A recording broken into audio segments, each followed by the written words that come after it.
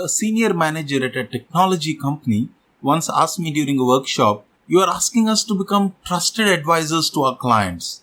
Most of the time, the client does not even give me an appointment for a meeting. What to do? I told him, "Open Google on your phone just now. Enter your name and your company's name in the search field. Check the results. Would you be excited to meet this person?" Welcome to VALYOU, a podcast where gurus from Global Gyan Academy help you create competitive advantage in your career. Learn how you can win in the future of work and uniquely design your career from those who have succeeded and failed at it. Now here's your host, Srinivasa Adyapalli from Mumbai. In the previous episode, we looked at the two huge trends that are impacting careers. One, the shift towards gig economy, freelancing or loosely defined jobs. And two, the importance of innovation and intellectual property as key resources for value creation rather than just people or capital.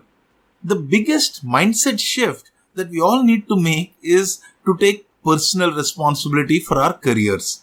Your parents are not responsible. Your boss is not responsible. Your HR department is not responsible at all.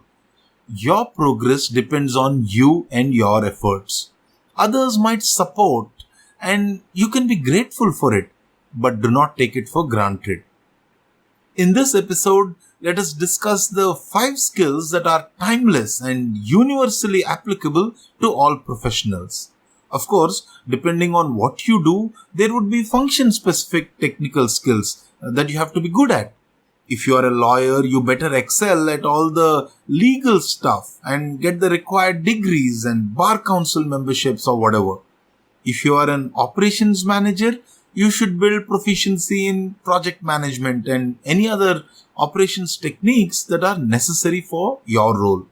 What I want to share are capabilities that cut across all functions and to some extent levels. So let's get started with the 5 skills to future-proof your career. I'm just going to introduce these skills today. I will cover them in greater detail with examples and guest interviews in future episodes. Number 1. Build your identity. Google yourself. Do you like what you see? Would you do business with that person? What do you want to be known for? Have you done anything substantial or different in your area that could help you stand out from the crowd? If no, then you better begin working on it. If yes, how will the rest of the world know about it? Have you written about it? Maybe published an article or paper somewhere? Spoken at a conference or created a video for YouTube? If all that we know about you is your Facebook profile and your LinkedIn CV, then why should anyone care to hire you, work with you, or even promote you? Rishika wrote in from London after hearing the first and second episodes and asked how mid-career professionals can prepare for the gig economy. This is the biggest problem that professionals have, that they have very little to show for their years of experience. You think that adding one more year to your resume makes you more appealing to a recruiter or to a client? No way. Recently, I was working with a group of high potential managers of a company. I evaluated their LinkedIn profiles. Most of them scored between 2 and 4 on my 10-point rating scale. They were lucky that their leaders and HR managers had recognized them as high potential. As an outsider, I would have thought they were at best B-. Number 2, learn to sell. The ability to sell, whether it is a product, service, or an idea, is the most important capability for any professional, whether you are a young manager, a CEO, or an entrepreneur. Unfortunately, the idea of selling is often derided. Lots of MBAs would rather have a marketing job than a sales job. The adjective that is often used with sales is pushy. Salespeople are seen as aggressive hustlers or even worse, like con job artists. And to some extent, many sales leaders try to reinforce this macho image.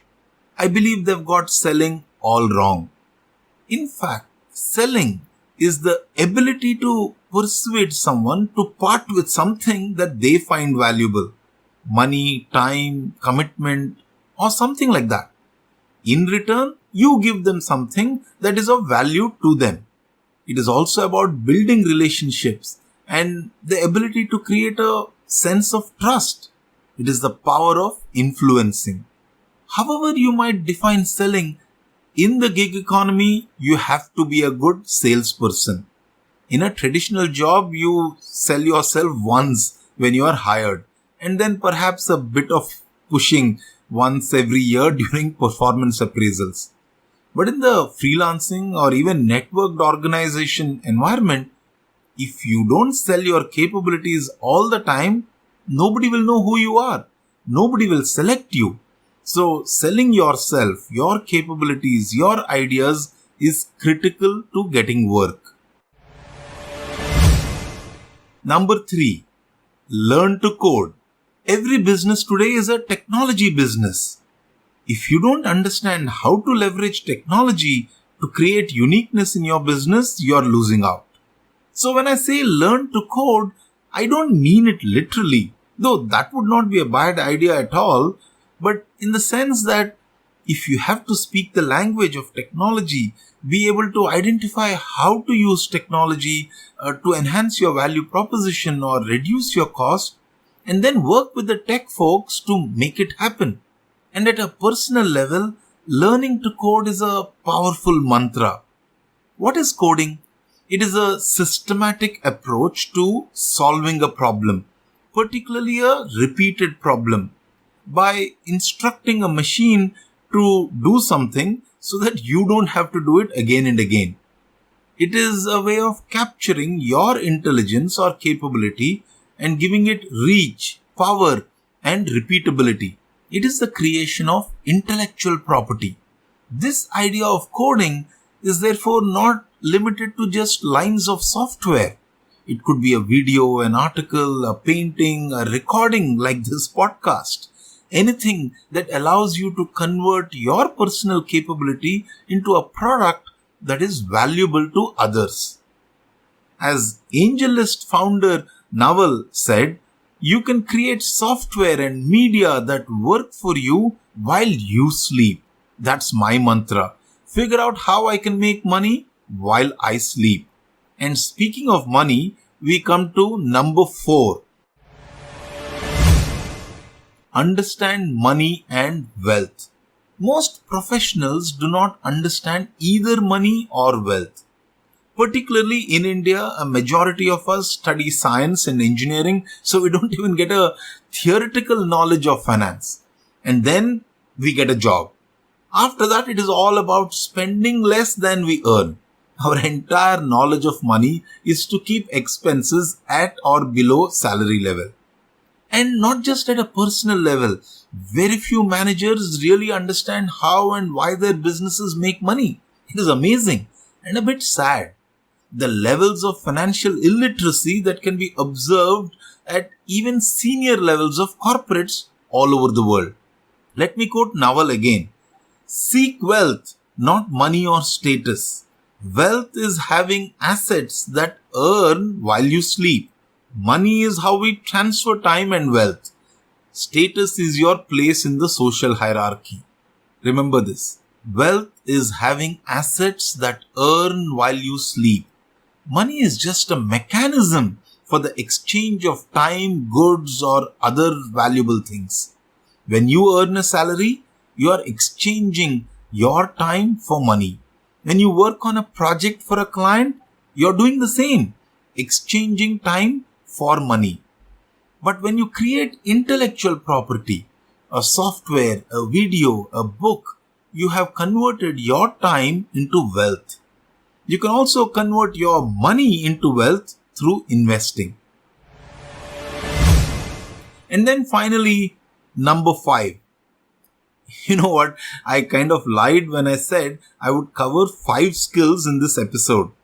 The 5th one is so important that it deserves an episode all for itself. Remember these 4 skills. Build your identity, learn to sell, learn to code, understand money and wealth. In future episodes, we will discover practical tips and techniques about building these skills from those who have done it well. Do share your comments and feedback through our social media channels or message me on WhatsApp at +91 892 843 9578. See you next episode with the 5th skill for future-proofing your career. Thanks for joining us on this episode of Value. Visit our website globalgyan.in and subscribe to the show so you'll never miss an episode. You can also download the Global Gyan app to get additional content, learning and mentoring by the gurus at Global Gyan. Do tune in to our next episode.